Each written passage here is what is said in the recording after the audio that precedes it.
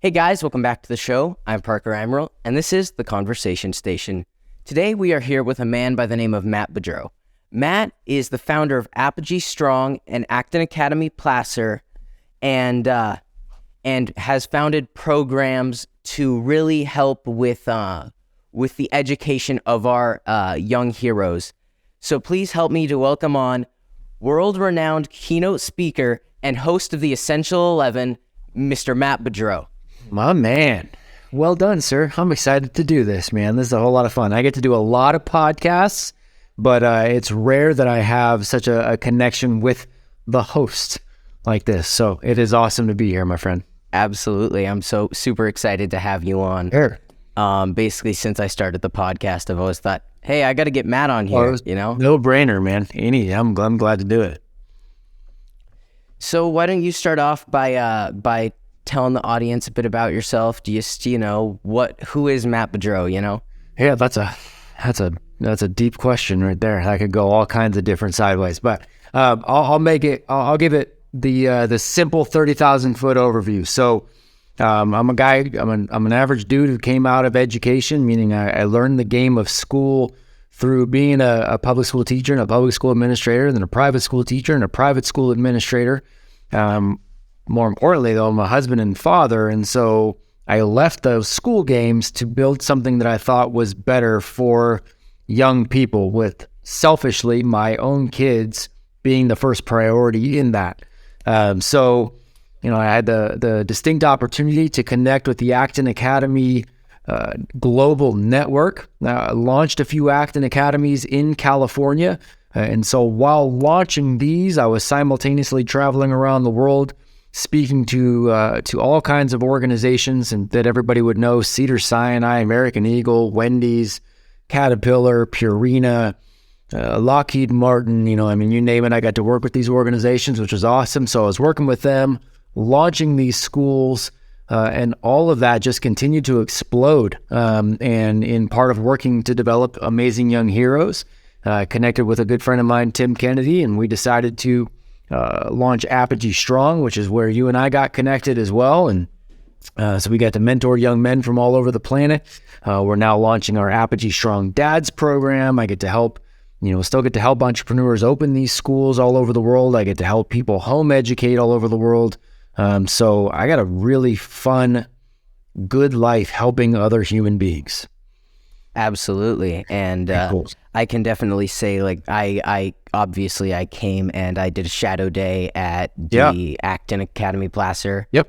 And the level of just human beings there is off the charts. It's awesome, man. And all of the people I met there, it's like, for their age, they're all miles ahead. And it's the same with Apogee Strong, which is mind-boggling to me, because it's so hard to find people ahead, even though it's so easy to get ahead. Even though it is so... Because the bar is so low, but everyone isn't even touching it. It's like... That's right. What's going on here, That's right. Yeah, it's the, the opportunities are there. It's the desire to take advantage of the opportunities. It's rare, right? And that's, and what I love about what we're doing with Apogee Strong too is we're laying out this roadmap and we're like, hey man, we're going to open doors, come get it.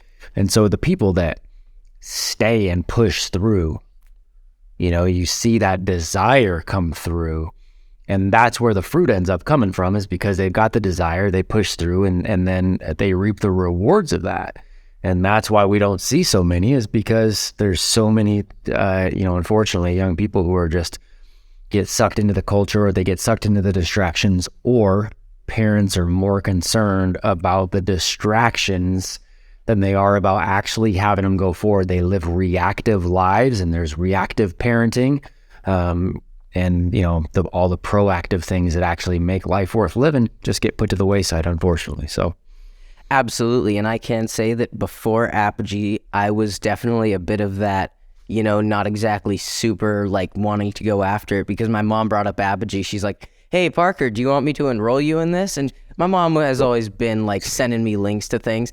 And I looked it over. I didn't really dive into it that much. Yes. And I said, sure. I said, sure, Mom. Yeah. Whatever you need, Mom. And it turned out to be one of so far in my life, it's been the most impactful thing I've done, because I have met so many amazing people, and I don't think I'd be running this podcast if it weren't for Apogee. Well, and seeing what it was, you got to meet all these amazing people and do all these amazing things and chat with all these amazing folks. But more importantly, you decided to put in the work around it, which is what helped open those doors. You followed the roadmap by putting in the time and putting in the work, and that's it. So it takes both sides, man. So, it's credit to you, credit to Mom. And then of course, credit to all these amazing mentors and all these amazing, humans we get to connect with. So yeah, it's cool. Absolutely. And I've especially seen that recently with the podcast, because for a while it was just inconsistent. It was like, oh, episode here, episode there. And then at the end of October, I was like, you know what? I'm just going to get consistent because I want to be consistent. And it just came from a conversation with a high school friend of yours, Rodney Farrell, because he's the one who got me to start the podcast, and I was talking to him, and he was just outlining to me how much of a tool it is. And once I saw that, I decided I wanted to be consistent, but I realized I started thinking, what do I need to be consistent? Yeah. What tools do I need? I'm like, okay, I can't keep doing this thing where every single episode I'm in a new spot in my house. I need to have a spot dedicated to the podcast. Yeah. And so in the course of a week, I built out this set for $100 total. Yep. And it was just the choice. All I did was I chose to be consistent, and that's all it is. You just have to choose. And I think that a lot of the younger generation would rather choose to play video games for 5 hours a day. Yeah. And I'm not going to act like I don't play video games. I certainly do sometimes in the evening when I need to just let my mind relax and just be mindless and do something like that for a half hour or whatever it is. But that's not the main priority. Yeah, you're right. And they'll be consistent on 5-6 hours a day on video games and get really, really good at video games. Unfortunately, that doesn't necessarily translate into anything successful in terms of life, but it's the same thing. If they would just be consistent, like you said, on something else, make a choice, be consistent. I love what our mentor today, Savan, what he said. He said, any knife that I'm sharpening is going to cut something, and so the point being, what you spend your time on, if what you are consistent with, well, it becomes who you are. It becomes the life that you are leading. So if you are consistent in a virtual life that doesn't really translate to real life, you can't be upset when your real life doesn't map out the way you want. You're consistent moving forward in a direction, you're going to see things happen. So choose and go. You can always pivot later, but choose, focus, and go. And that's what you're doing, man. Fire, aim, ready. Fire, aim, ready. Yes, sir. Absolutely. Right. And I've seen this in so many different aspects of my life. We're here. There's a youth center that I go attend weekly, multiple times a week. I've been going there since I moved up here 2 years ago. Yeah. Huh? And just being consistent and consistently showing that I'm an amazing human being. Uh-huh. When I applied for a job there, and I was telling you about this on the call a few minutes ago. I applied for a job that I couldn't get because of grant funding, and I shouldn't have even been considered. But they told me that if one person hadn't come in, they didn't know what they would have done because they couldn't hire me, but they wanted to. Uh-huh. And they guaranteed me that in 6 months, when the position opens back up and I'm eligible, if I want the job, I can have it. But that has come purely from being consistent, purely from engaging and pouring into the youth center and volunteering my time to help them start a podcast to get their voices out there, and just being consistently providing them value. It turns into them consistently providing me value. Bingo. It's the way it works. It's the way any relationship works. It's the way anything that you want or any kind of outcome that you're looking for. That's how it's. I love what Gary Vaynerchuk always talks about. He says, everybody knows how to get in shape. It's not a secret. You work out, you eat the right foods. It's not a secret. Well, how come we have so many people who are unhealthy? Well, they're choosing not to be consistent by doing the right things. It's not a secret. Relationships are the same way. You want a relationship to where you have somebody that you call a friend and it's a friendship, but if you've never actually, if I told you I'm best friends with Shaquille O'Neal, but I've never had that's not fair. I've had one conversation with Shaquille O'Neal. Pick somebody I've never had. The Rock. If I told you I'm best friends with The Rock, but I've never had a conversation with him, and he doesn't have any idea who I am, but I'm saying that, what does that make me? It makes me delusional, right? It makes me delusional at best, maybe a stalker at worst, right? So it's an issue. So if I want there to be a relationship, that means there's got to be a consistent thing. There's got to be me consistently talking to him consistently talking to me, right? It's consistency is all it is. So if you don't have consistency in something, you can't expect an outcome.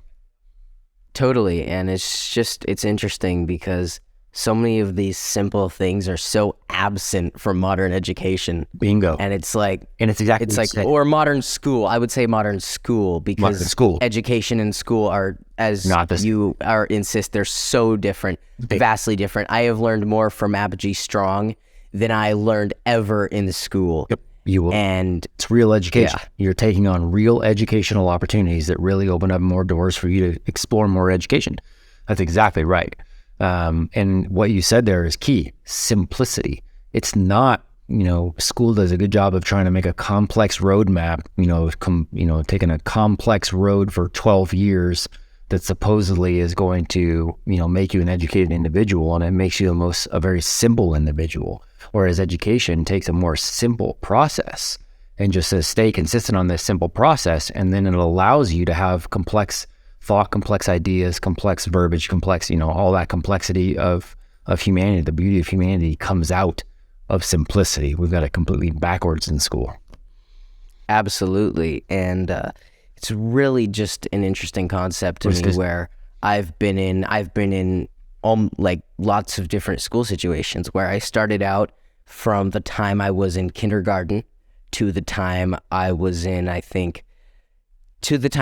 seventh grade. So from kindergarten to seventh grade, I was in a Waldorf school. Uh-huh. That structure is okay. It's cool. I like it for small children because you really engage your imagination. Yep. But by the time I was in fifth grade, I was so tired of it. You're about done. Yeah. It's like, because at that point you have to draw all these things, and drawing, I'm creative, but drawing isn't my thing. And it's like, so much of it just got old. And then I went to I was still a Waldorf, but it was a charter school in seventh grade, and it was just a different environment. But then I went to this school up here during COVID called Nevada City School of the Arts.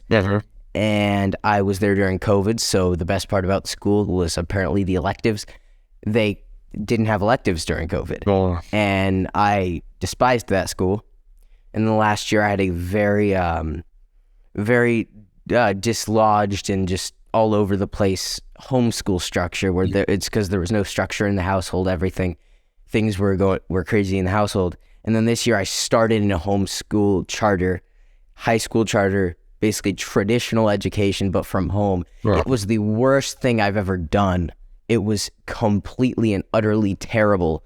And I tried to make it work, and then I just dropped out. And now my education is, okay, I know that I want to go into something in production. So I found I haven't signed up for the internship yet, though I was offered the internship. It's an unpaid internship. I just didn't know, because the youth center thing, I didn't know if that was going to work out. Yeah. And so there's this place that's the media center here in Grass Valley. And what they do there is, it's a studio. Yep. And they get interns. So I'm going to go intern there and learn all of these production things. And then, I'm going to produce a podcast for this other company, for the youth center. So I know what it's like to produce something for an external entity. Yep. It's not for yourself. Yep. And so my education is just finding what I want to do and going and learning it hands-on. Yeah, doing it now. Being the person that you want to be now, solving the problems now. And I like what you said too, because people get this, I think young people get this mixed up. You said, look, yeah, it's an unpaid opportunity, as it should be. This is you getting your feet wet. And a lot of young people will balk at that, and they'll go, oh, I'm not going to go take this unpaid internship. Okay, so you're going to do what? I'm going to go to school instead. Okay, so you're going to go to school like everybody else. Do you get paid to go to school? That's unpaid too. So you'd rather take an unpaid opportunity to do something that doesn't transfer to the majority of the rest of your life, so that you can be just like everybody else, versus an unpaid opportunity to actually go solve problems, meet interesting people, do interesting things, build up an actual resume, create a network that'll actually open doors for you later, you'd rather do the other thing unpaid versus that unpaid. You got priorities backwards. And again, that goes, and it's not necessarily their fault. It's the cult mentality of schooling that we're born into. But once you figure out that that's real, fix it. Absolutely. And the only reason that I was slightly leaning away from that is that there was an opportunity where I could get paid to do something similar. No, that's it. And it was like, I'm just going to explore that. And then, but I'm saying, well, it was also either way, not to school. It's a brainer. Yeah. And either way, I was still going to sign up for the unpaid internship. But when I sign up, I have to select what days I'm available, and I just had to wait. Yep. And so that's my plan this weekend. Just get that hooked up.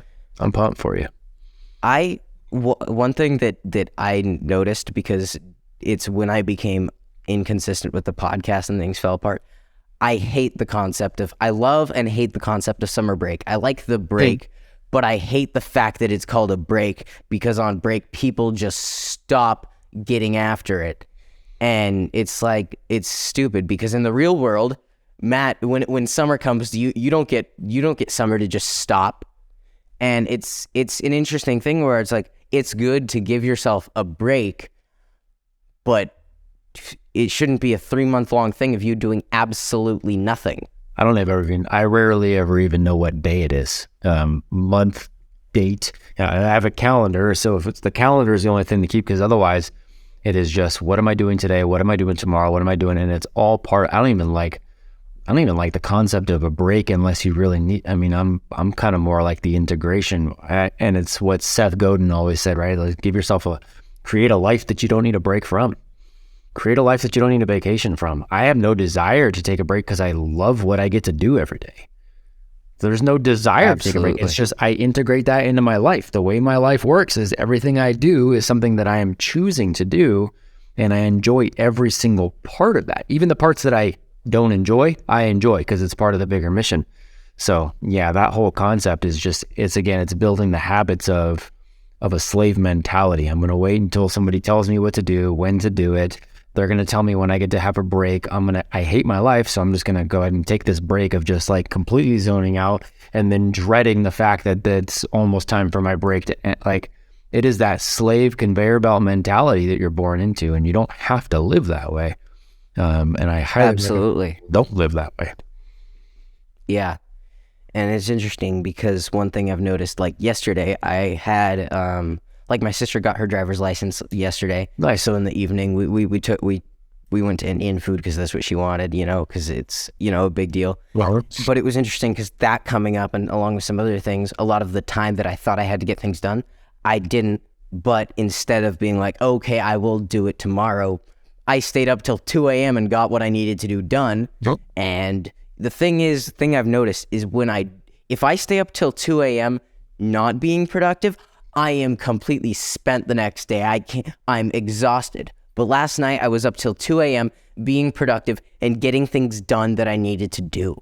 And so then when I woke up this morning, I had a heck of a lot more energy than if I had been up that late doing nothing. Uh-huh. It's an interesting thing. It's always the way it goes, right? Think about it as like this, the little kid that knows that tomorrow's Christmas, or the little kid that knows I'm going to Disneyland tomorrow, or whatever, right?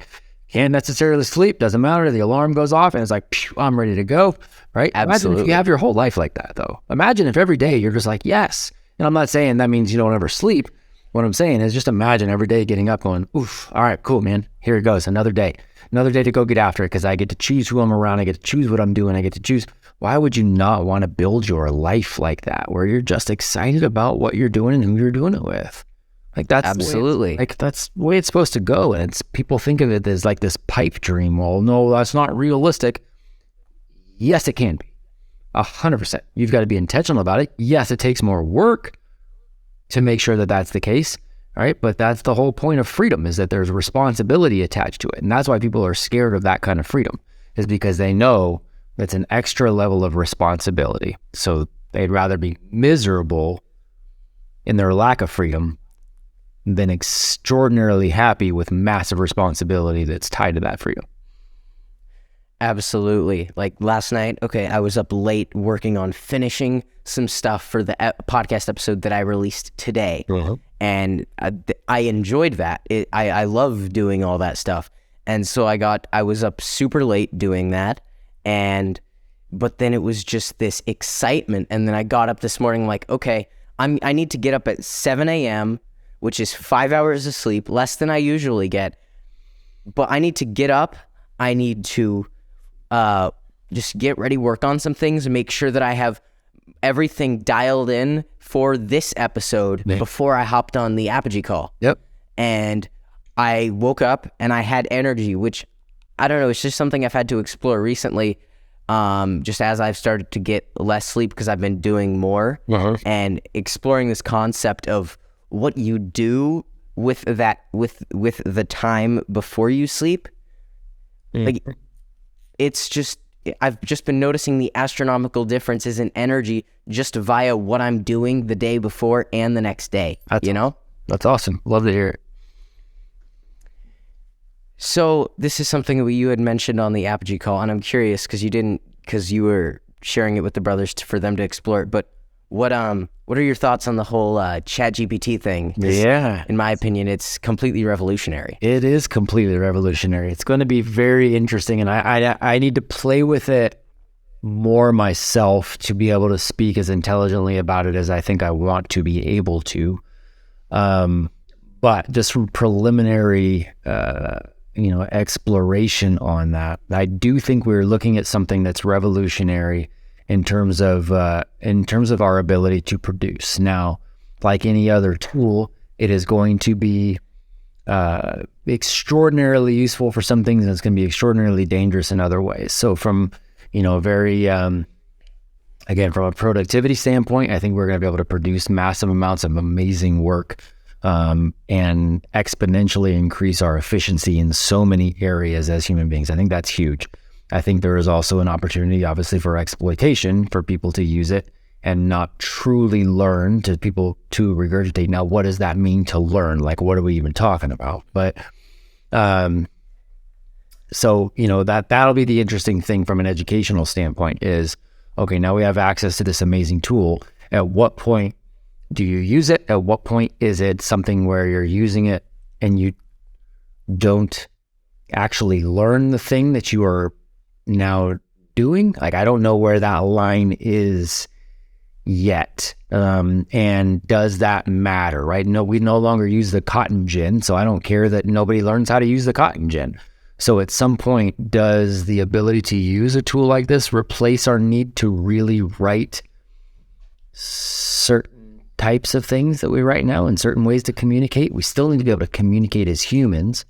I don't know. So it's just I don't know where I stand on it yet. Absolutely. I really don't know. What I know won't change is the need to communicate human to human, and it won't change human behavior. And so your understanding of your own behavior, other people's behavior, the ability to have face-to-face communication, the ability to have influence, the ability to have civil discourse, those things will not go away. And I feel like they'll actually be put at a premium, because I think people will use this tool to downgrade their ability to actually do that. So I don't know where I stand on it yet, but it's interesting.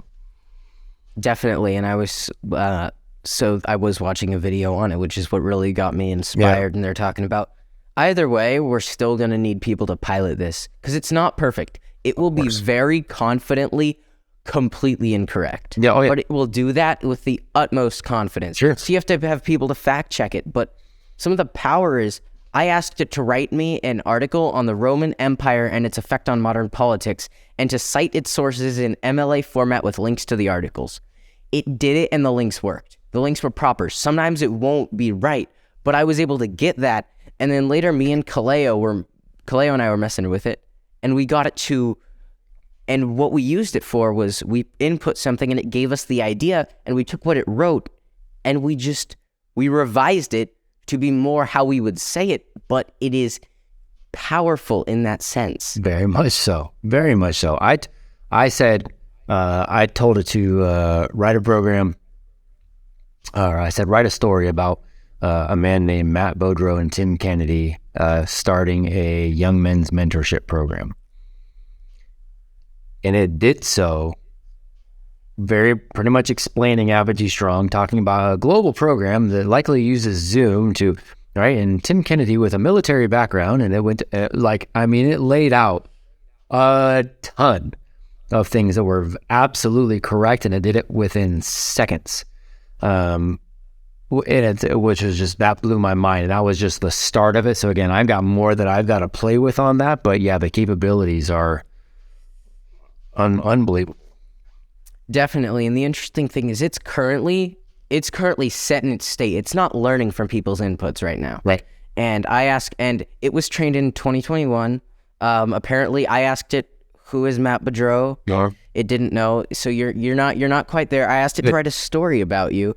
I don't remember what it wrote. It was completely inaccurate. Yeah. But it's quite interesting. I don't want to, Yeah. It's kind of, it's interesting. The thing that blew my mind is, well, first off, I don't know how to code. I don't know any of that, but I was like, okay, I want to have something just to optimize my workflow. I want to duplicate this folder and name it the current date. Asked it to write me a Python script. I asked it, how do I run the Python script? It showed me how. The Python script didn't work. I asked it to debug the code. It debugged the code until it worked. Whoa. And it was scary. Yep.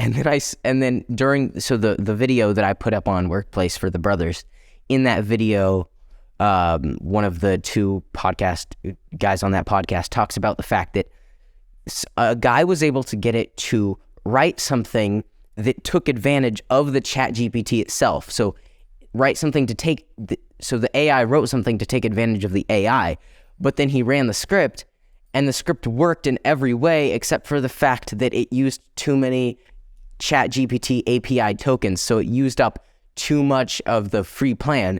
So it just typed in, it said, this is the issue that your code created, and it fixed the issue. It's just mind-blowingly powerful. Yeah, unbelievable. Yeah, I got a lot more to play with. I didn't even dive into the coding thing because that's not anything I have any familiarity with. So, it's fascinating to see where this is going to go. I'm interested. I'm excited. I'm debating starting a YouTube channel, which would be sort of like a podcast, but I want to have it be AI generate the ideas for the topics to speak on, and the AI generate the scripts that I'm speaking on. Yes. So I want to have a channel that's purely AI generated. That'd be interesting. And just see what it can come up with. Yeah. Crazy. Yeah, I'm interested. Absolutely. It's mind-blowing. So one of my questions for you is how did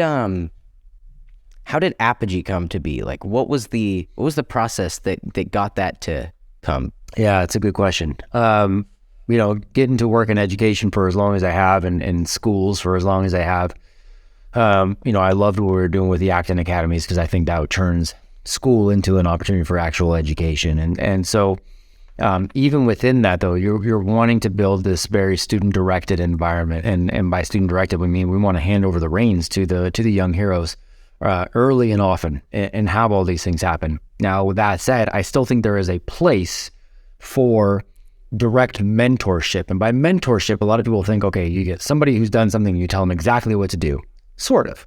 Mentorship is like a coach, and it's like martial arts. It's like basketball coach. It's like being a football coach. It's like, I relate a lot of things to sports where, yes, you've got experience and you understand something. You are definitely teaching some skills, but then you're backing away and you're allowing that person to compete, and they're having to compete in real time, and you're over on the side and maybe yelling out the ideals, right? And so somebody's a corner man in a fight, you're yelling out ideals to the athlete who you have trained.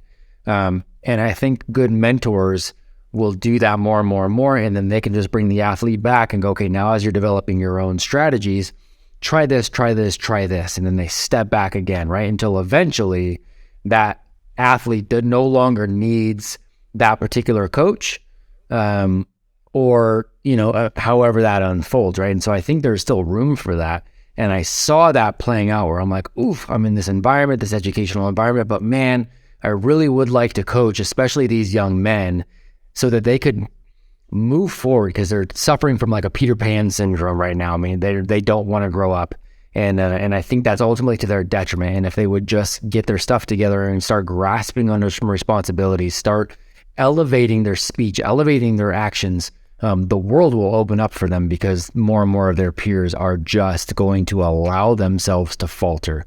And so I reached out to Tim and said, man, do you see these same trends? He's like, absolutely. I'm like, well, you've got amazing men in your community. I've got amazing men in my community. What if we brought all these guys together and just said, hey, like, we want to help young men to raise the bar and be better? And he's like, yep, that makes sense, man. Let's hash it out. So, I flew out there. He beat me up a little bit, at that point. And from workout, and we sat down and we started hashing this stuff out, man. And that's really the genesis of it. That's how it's been born. And by the way, that's really kind of how the dad's program is being born too. I went out there again this past week, and we've already kind of got the infrastructure for it. Went out there this past week, and he beat me up again, and then we hashed more out. And here. Well, this time you gave him a black eye, so that's right. I accidentally gave him a black eye with his own fist, but it's okay. It counts. Yeah, it's really just cool to hear how that came about, and I've totally seen the impact of like giving the open slate, giving general direction. Because I'll be honest, there were some projects, some challenges that I didn't quite properly dive into. But if it had been a school style thing where I had to get these assignments done, yes, I may have done some of the things that I didn't end up doing, but I wouldn't have gotten the lesson of learning learning to take advantage of the opportunity. Yep, that's exactly it. And that's what you need. You need that, again, it's the desire, right? It's the desire to understand that you can go after it. It's the responsibility and freedom link. It's still that, because you have the freedom now too, and the understanding to go back and go, oh, I could do this better, or I could go take advantage of this now more so than ever. You start interviewing people month 2, right? Well, you can be like, okay, well, now I want to go back and I want to run this again. I'm going to interview, Aditya is going back through the entire thing again, right? Like you have the freedom to do that. There's no lock and key on it. Go back and do it again, right? It's all about the desire and the mindset and understanding the why behind it. That's the only way you take advantage of those doors being open. Absolutely. And one of the things that was almost sad for me to see is one of the brothers, so in my battle squad, just in my squad, Delta squad, first we had two brothers, they were literal brothers, and they were Apogee brothers that got booted from the program because they weren't putting in any effort. But then I've also watched one of the other brothers who made it through the entire program with me and Kaleo. But since then, I haven't heard from him, haven't seen him on a single call. Fenley fell off the face of the planet. Fell off. And it's like, seriously?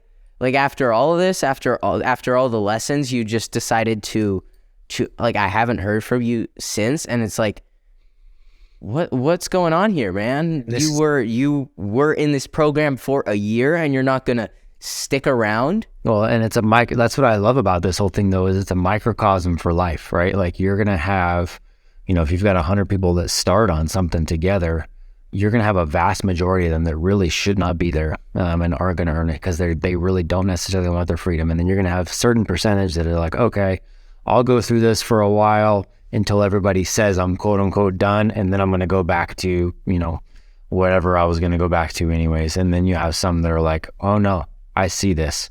I see what's going on here. Let's go.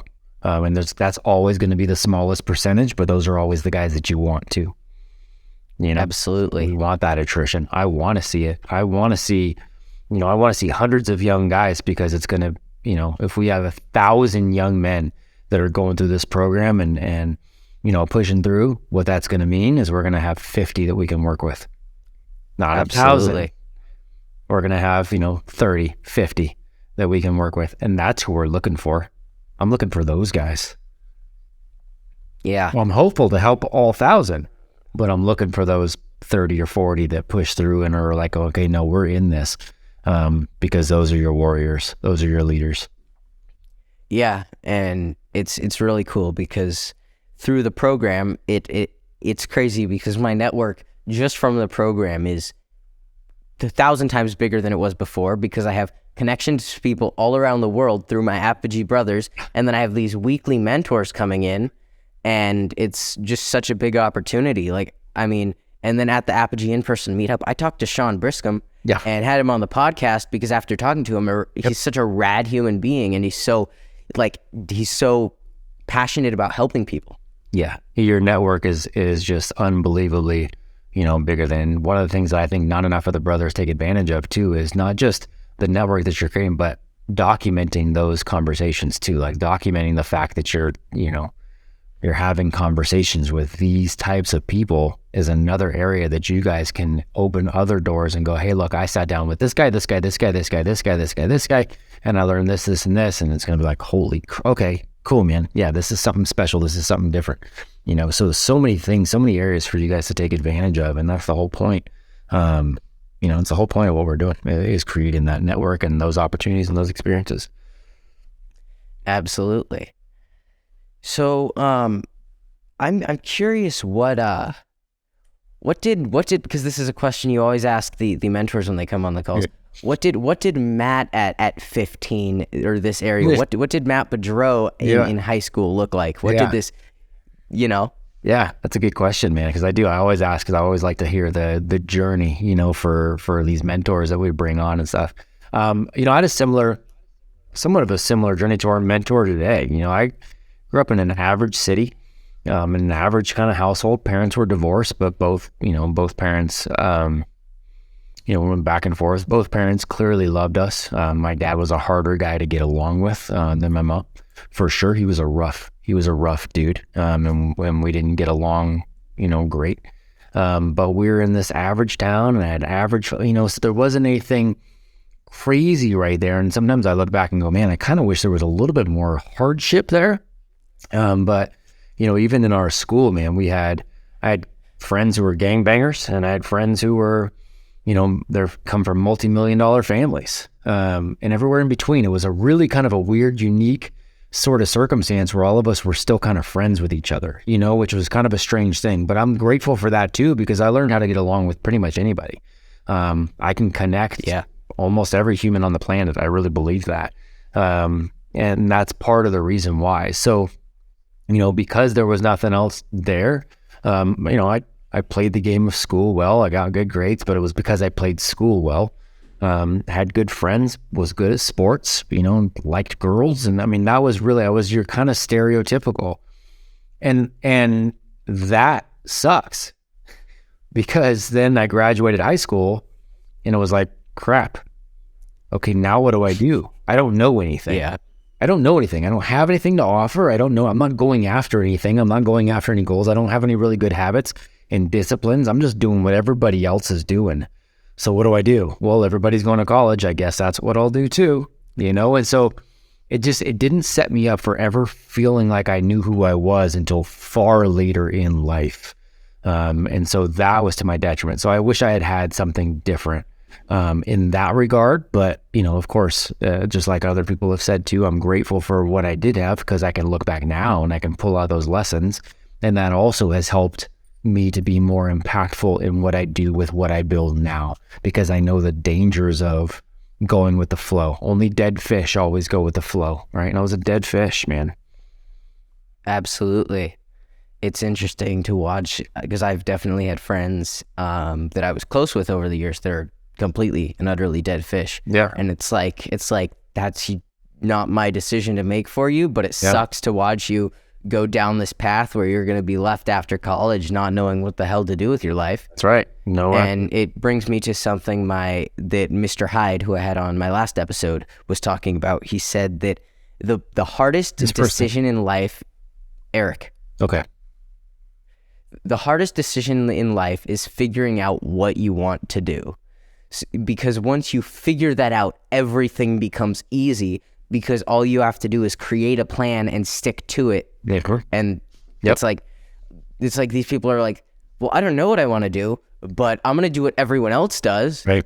Because apparently that's how you find yourself. Find yourself now. So, yeah. Do it now. Fire aim ready. What everybody else does is never the way to find out what that is. The only way to find out what that is to do right now. And you do as many things as you can, as much as you can. You take on as much responsibility as you can.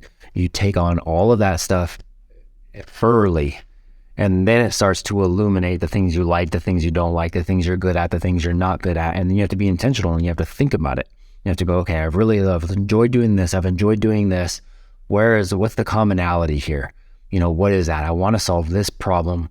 I get excited about this. Like, you start to look for those intersections and you just keep redefining that over and over and over and over and over again until you're the best in the world at what you do. And people go, okay, well, it's only the top 1% of people, and that's not really fair. It doesn't seem fair until you realize there's an infinite number of games to play.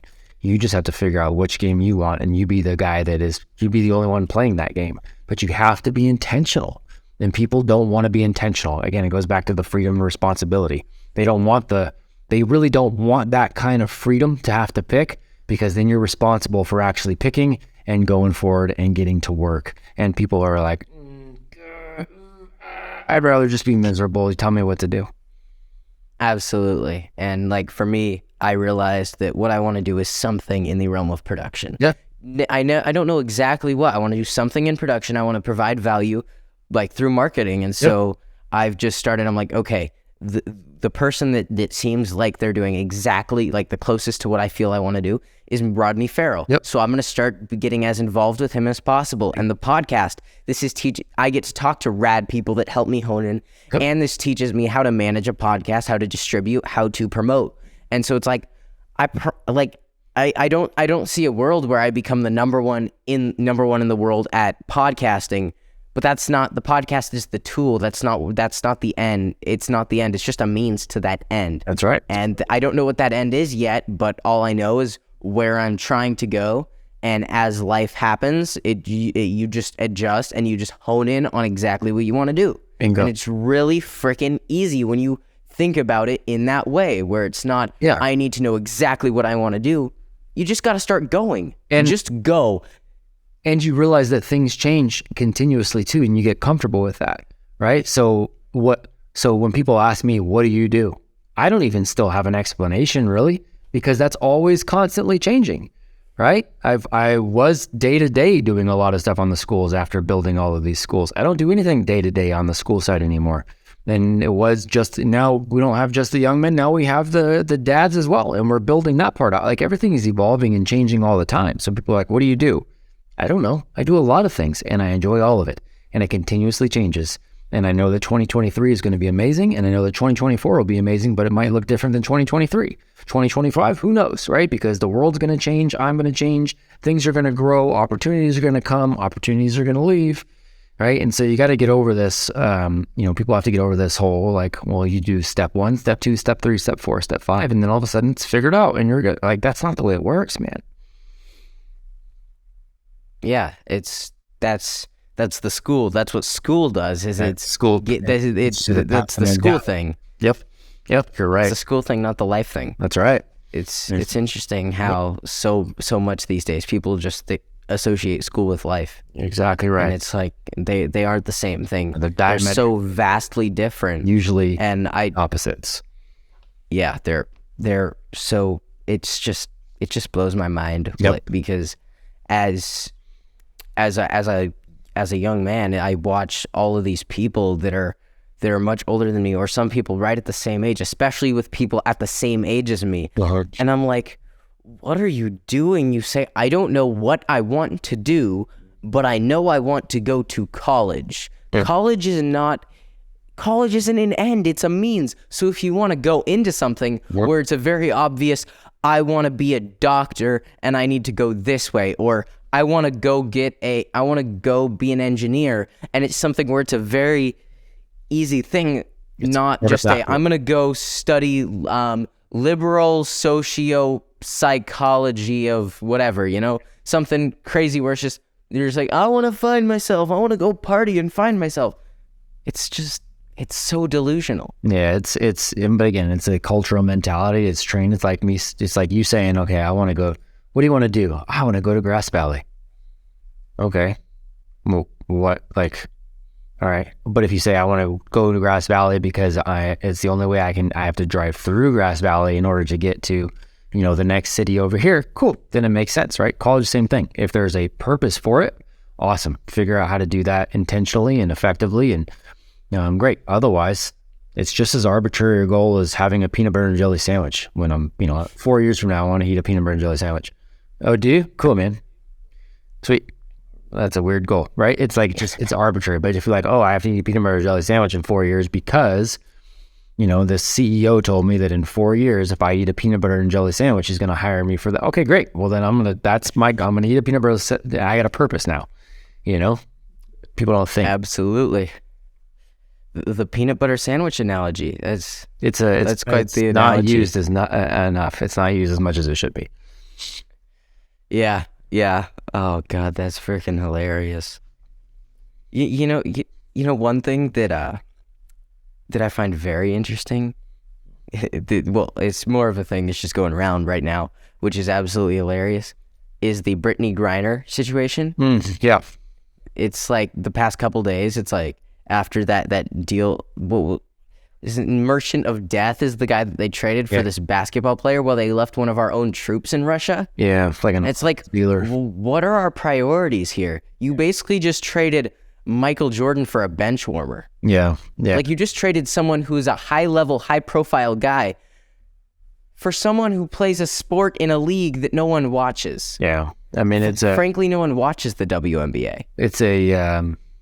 It's just another example of all these games that are being played, though. Like, what was it last week? It was the Liver King and people being surprised for some reason that he was on steroids, and then he came out, but then everybody wanted to weigh in on it. And then, there was the, there's Kanye, right? And now Kanye doesn't, and that's fine. I'm not saying don't ever be informed of things that are going on, and it's fine to be informed, and it's fine to have an overall opinion on it too.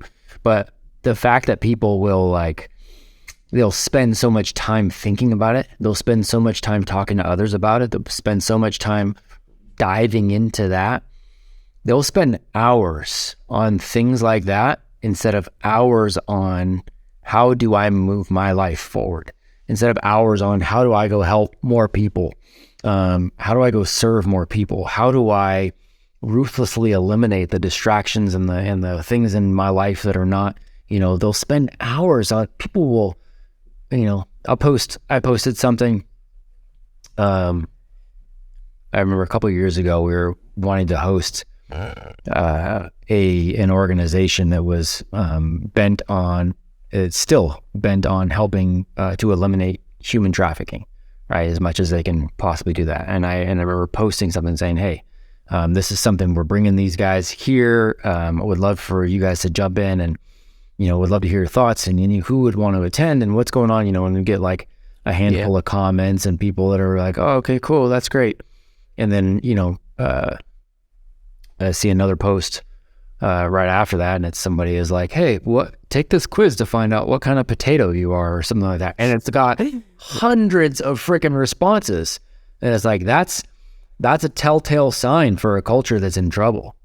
You know what I mean? Absolutely. Like, where it's like, okay, all of the things that don't matter, we will spend a ton of time on it because there's no risk there. But the things that matter, that actually take work, that actually take time, that actually take effort, that actually take the blood, sweat, and the tears, we're like, somebody else will handle that. And that's a dangerous spot, man. Absolutely. I mean, with the Kanye thing, I'm like, okay, this guy obviously needs some sort of mental help. Like he's obviously not mentally right. But that's all. I'm just like, okay, he's not right. It doesn't affect me. Like, it doesn't. I don't go on Twitter, so whatever's going on there doesn't matter to me. It's like, okay, good for him. And then with the Brittany Griner thing, I'm like, okay, this is kind of funny because it was kind of a Biden blunder. But besides that, I'm like, okay, it doesn't affect my life. Let's go. So why should I truly care? I mean, I can look at it, but why should I spend hours of my time diving into the complexities of it when it doesn't affect me to even the slightest micro degree? It only affects me if I let it. Yeah. Well, and then, I said something to that effect, not too long ago on social media, and people were like, oh yeah, but you should be concerned about Kanye because it's the whole concept is anti-Semitism. And I'm like, okay, cool. I get that anti-Semitism is a thing. I'm not going to focus on Kanye West.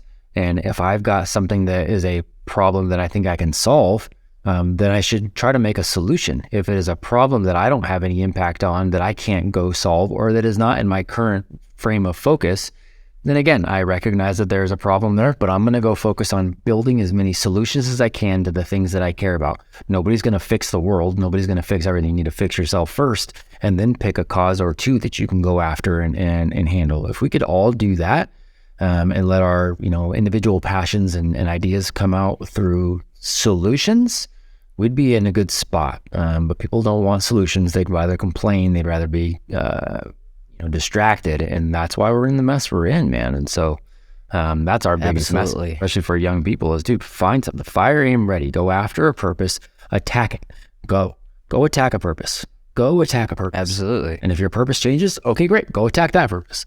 Serve other people, be the best version of yourself, and go attack that purpose. It's pretty simple. Yeah.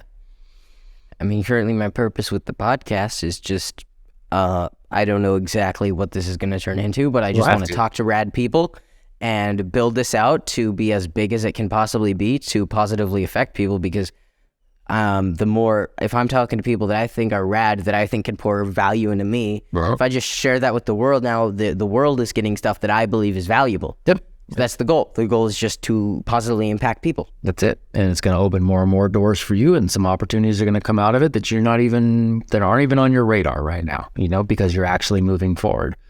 So it's exactly it, man. Yeah.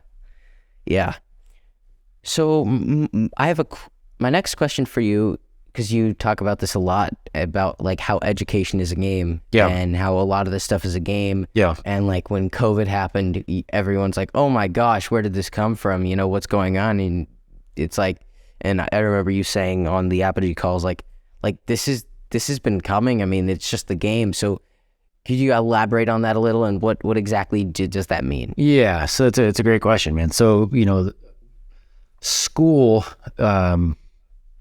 is a long tail. It has been a game. That's the best way I can describe it. And the way I talk about it with people is, it's an interesting thing. We have this thought culturally that school was devised by like some series of experts or something that put it together, and we're like, hey, this is how human development works, and this is going to be the best thing for our society, is to develop this thing called school. And that there were these the reality is this system, it was built by experts, but it was built with the intention of providing a culture of slave mentality for the Industrial Revolution, right? So I want people that are smart enough to follow directions, not necessarily solution-oriented. They feel safe and comfortable being told what to do, and we're going to make them comfortable just by following directions. Then we want them to turn around and make their kids comfortable and kind of perpetuate this cycle so that they're always looking to an authority figure from almost a governmental standpoint. So you now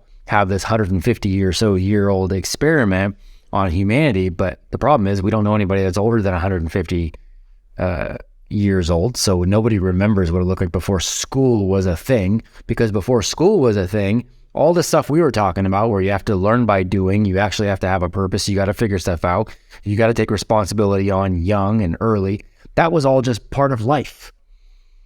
So we don't remember, there's nobody old enough to remember that now. So now schooling is this thing, but that's the game. The game is you develop the habits of obedience over the course of a number of years so that then you are willing to just listen to whoever the overarching authority is. It's a game designed to strip you of your overall sovereignty, not to give it to you. And that's what I always ask people, what should education be for? And I think education should be for sovereignty. It should be for you having the ability to understand, how do I grow and contribute to society? How do I take personal responsibility for my life, take care of the people around me, and go forward and have a greater impact? And I choose all of those things. That's what education should really be for. School is the opposite. School is, how do you become a worker for somebody else, listen to every system that comes your way. Big government system, I listen. Whatever you say, I will obey. Big pharma system, I listen. Whatever you say, I will obey, right? You name your system, and I am just here as a pawn for you to use however you desire. School is designed for that, and it has been taken over by how we'll say more communist leaning unions that's really their mission, is to just have kind of this slave obedient population. So, knowing that this is kind of where things are going, things are going to be on the way, I knew all the agenda. I knew this years ago. I've had plenty of parents reach out and like, oh, hey, by the way, you told me 15 years ago there was going to be all this, CRT and gender weird stuff. Like, you said this is all coming, and how did you know that? I'm like, well, once you understand what the game is and who's playing the game, you know where they're going to go to try to mess stuff up. So all of these like mandatory, medical procedures and all this, that's all been a part of the game for obedience. So it's been coming, and it's not going to go away anytime soon. And I got to see it from the inside. And people say, well, it sounds all conspiracy theorists and stuff. Well, they believe what you want. But this is something I've been saying for years, something that's come to fruition. So I just choose not to play that game. Again, I'm not going to complain about it. I'm going to create a solution. That's why I launch schools. That's why I help people home educate. That's why we're doing what we're doing, so that we can avoid playing that game altogether. Absolutely. Yeah, I think that whole thing is just sort of crazy, but then It I is think the most crazy. powerful aspect of that is the fact that that's a problem, but not focusing on the problem, because if that's what the game wants you to do, is to focus on that problem, have that victim mentality. Yep. But if you focus on the solution, it's wildly more powerful. Fair. One thing I saw like years ago, I think it's gone all over the internet. It's a clip of this guy talking about someone who was failing out of school, stopped basically like attending classes and stuff, was just skipping school all the time. And his mom made him take the SAT, just like, because he cheated on everything, but he's like, his mom was like, just take the SAT. Took the SAT, months later, got his results back, insane score, goes on to be successful. But just because that test allowed him to believe, finds out years later that he was one of a few people whose test scores got swapped. So that wasn't his test score. He wasn't actually some genius. But the interesting thing is, why does that matter? Why does an arbitrary test why should you let it affect you?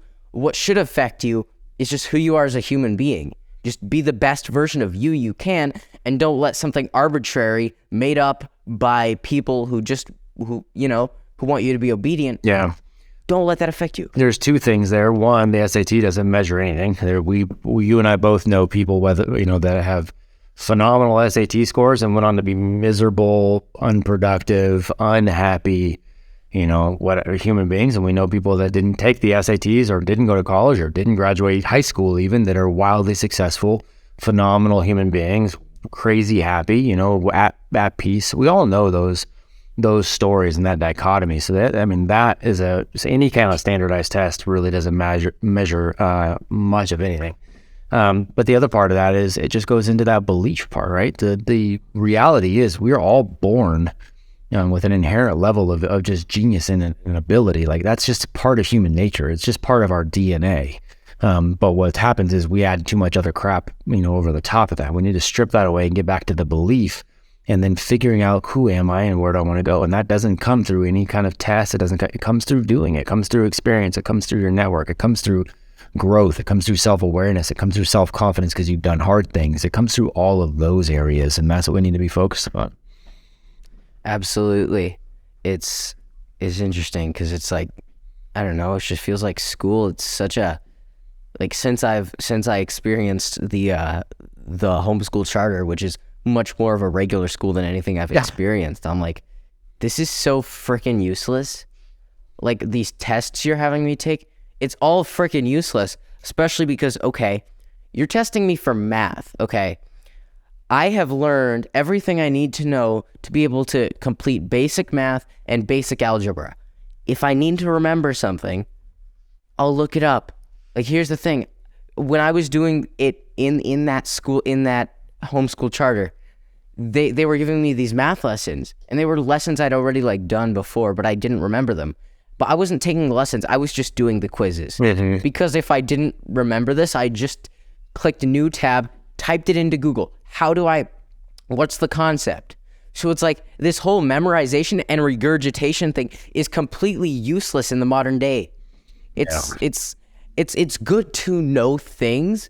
Yeah. But just knowing things means absolutely nothing if you're not learning how to take action. And that's the whole thing, is like, what does somebody need to know? And is there a baseline for what everybody needs to know?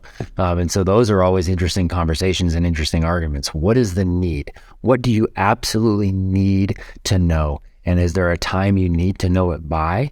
And what is the most efficient way to gain that knowledge? And is that always the knowledge you will need, or does that knowledge itself change, right? It's those philosophical questions that are much harder to answer. It's much harder to give. It's much more comfortable to think, of course, there are these very certain things. You have to check off these boxes. You have to do it at this exact time. Everybody has to do it. It's more comforting to think of it that way, because then you can get rid of the responsibility of having to figure it out for yourself. What matters to me? What do I need to know? When do I need to know it? Why do I need to know it? How am I going to apply it? How am I going to take action on that? Those are all questions that cause you to have to look in the mirror and take responsibility. And that's a hard thing, again, for most people. So yeah, you're absolutely right, man. It's an interesting conversation. Absolutely. If I were to look at things and try to answer some of those questions, I'd be like, okay, one thing I think everyone needs to know is needs to have some form of financial education, Yes. knowing how to manage money, because money is everything in our modern world revolves around how you can manage, how you can move, how efficient you can be with the dollar. And everybody deals with that, right? But isn't that an interesting thing that's not taught in school at all? Yeah. Right? I mean, you're really not taught how to utilize money, how to invest money, what money can do, how to make more of it, how to get, like, you don't have those conversations in school. How do you make more? How do you keep more? How do you give more? You're not taught those things in school. But you're right, that's something that universally is going to matter to everybody. And then, and I'd say the other thing is not a specific topic, it's learning how to learn, which it sounds stupid, but it's learning and creating a situation where you can identify where you need to get. Yep. And knowing the things you need to learn and the steps you need to take to get there. So learning how to take action. Learning how to take action, learning how to learn, learning how to unlearn something that is no longer relevant, and get rid of that and purge it from your mentality. Human health is something that everybody, that's part of nature, right? Like, you got to understand how to be healthy. What do you take a high school semester of a quote unquote health class and then go to the cafeteria and get fed prison food, right? That's a bunch of garbage. And then go to a quote unquote physical education class that doesn't teach you how to be physical and doesn't actually help you get in shape and has nothing to do with exercise. Well, I would argue that the actual human health, how to stay in shape and be healthy, and but again, you're not going to be subject to a big giant system at that point that profits only if you're sick, right? So, when you start looking at, okay, what do all humans deal with and actually need? That's not something that we actually dive into in schools. Yeah, the most essential things are the things taught the least. Yep, relationships. How to have a good relationship, solid relationship with, family and friends and marriages, and you don't dive into that. Yeah, it's interesting because it's like but the thing is they're the most important things to be an independent human being. Bingo. They're not, but not knowing how to do those things is the most important step in being an obedient human being. Bingo. So it's like, welcome to the game. It's just crazy. Yeah. Welcome to the game. It's just insane. Uh-huh. Yep, I'm with you. Yeah. It's one of those things where it's like a lot of, but then they're smart about it, where they're like, okay, but now if we call anyone that calls us out a conspiracy theorist, but we have the power because that game is the largest game in the world. Uh-huh. So if all the players of that game, if the people at the top controlling the game just spill down the pipeline, that people that are calling them out legitimately, it's all conspiracy. Right. Well, now those people calling them out, now they sound like idiots. Yep. To the rest of the population that is stuck in the game. For sure. Yeah, I know. I always encourage people to go read the history of propaganda and where that came from and how that looks and how that actually plays out, so that you can start to identify when you're seeing propaganda in the, in the world, in various systems, in media. Take a look. And I love what Sevan said again today in our call. And I always try to take this approach with you guys too, and with any people that I work with, is like, you don't have to believe it. I don't care if you think like me. I don't care. It doesn't bother me. It doesn't bother me if I don't care. Go look up what I am saying and you go make your own decision. Doesn't impact me. Go make your own decision. And I'm open to civil discourse. If you can come and go, hey, I got evidence to prove, otherwise, I'm open to changing my mind on stuff if I can see some better evidence. But I don't care. I'm not worried about it. Go look for yourself. And there, my friend, is even more part of the game, because so much of society today, people make up their mind and you try to have civil discourse and they just go off on you. No, they can't have civil discourse. But that's part of the game, because if you can get the ideas that support the game into people's minds, but part of those ideas is never to change their minds. Yep. Well, now you've got them stuck in the game into perpetuity. That's right. And they're emotionally irrational. And so anybody that points out something, they'd rather get mad at the person that points out they've been lied to than get mad at the person that lied to them in the first place. Absolutely. So it's a dangerous spot, man. Yeah. It's crazy to just see where it's like, what's truly going on is so much larger than most of us can truly comprehend. Agreed. All the way around, 100%, myself included.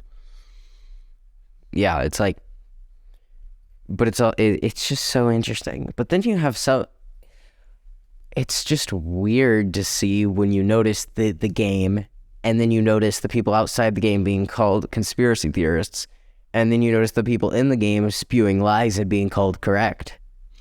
And usually are oftentimes more miserable or often, yeah.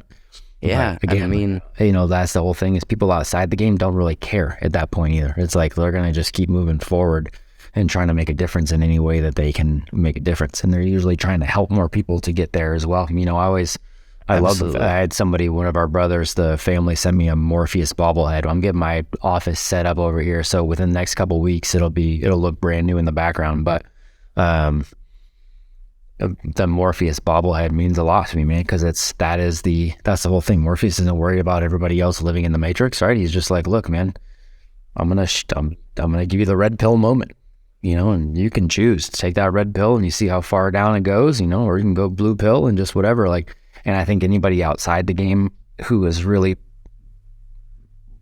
purpose driven outside of it, that's really kind of where they're at. They're like, look, man, I'm not going to save everybody. I can't save everybody. I'm just going to open doors and see who wants to jump on. It's Noah's Ark, right? I'm going to build the ark. I'm going to see who gets on. And I know a lot of people are going to drown. Nothing I can do about it. And I think that's where everybody's operating outside of that. Yeah, absolutely. And one thing I've noticed when it comes to building success is that the most essential thing to building success is helping people. Because I could help someone now, I could pour into, like what you're doing with this program, you could pour into all of us now, but then 20 years down the line, that's all, it's going to come back around, and it may come back around completely indirectly, where I may mention something to someone, and it's just, I've been talking about this with Rodney, where the more value you provide, and the more positive people you impact positively, it grows your relationship with them. Bingo. And Rodney has a client that's looking like they're going to be super big for him, where like a few years ago in like 2018, she didn't have the money to pay him at the time, and he just said, okay, well, we will do this, and then when eventually you will pay us, I don't know if that's exactly what happened, but there was something like that where it was a hard situation, and in a situation where most people would have been like, no, you can go figure it out, screw you. Providing that value has led to now this opportunity could be huge, where this lady has connections to all sorts of higher ups in the tech industry, and it's like, the doors that just being a good human being and providing as much value as possible could end up, completely exponentially increasing your growth later on. For sure, man. For sure. That's always the answer. It's always the answer. It is providing as much value as you can to everybody, helping as many people as you can, solving problems. All right. That's what we're doing. Is you're just trying to solve a problem and help other human beings. And you do it without any expectation of any kind of return. And then you don't understand the amount of return that ends up, it happens in so many different ways, not just monetarily speaking, right? Like, when I get parents that are reaching out, or I get, students that are reaching out or whatever, and they're just like, hey, this changed my life, because like you can't put a value on that, Absolutely. And it's like the most simple thing I did, which was just be a good person and really try to help the youth center. Look at the opportunities. I'm going to run a podcast for them. Yep. I'm on their leadership team. And if I want a job in 6 months, I have a job. Yep. And it's like, all I really did was the bare minimum, which is interesting because these days providing value is really, if you do the bare minimum in providing value, you do light years ahead of everyone else, because everyone else is too concerned with themselves. Imagine what happens if you go over and above. Absolutely. Always. It's awesome. Yeah. It's awesome. Yeah. Freaking rad, man. It's really cool for me to, like, I don't know, just talk to people. Like, this is one of the things with the podcast, to get all these different perspectives on all these different topics, and it really allows me, but noticing the consistencies where it's like providing value 100% of the time. That's something that's essential. That's right. And each person that's been on says it in their own way, and I don't know, some of them might not even realize that they're all conveying the same message. But providing value is the key to anything in life. That's it, man. That's it. Pick up those patterns. You implement it. That's it. Yeah, I'm excited. Absolutely.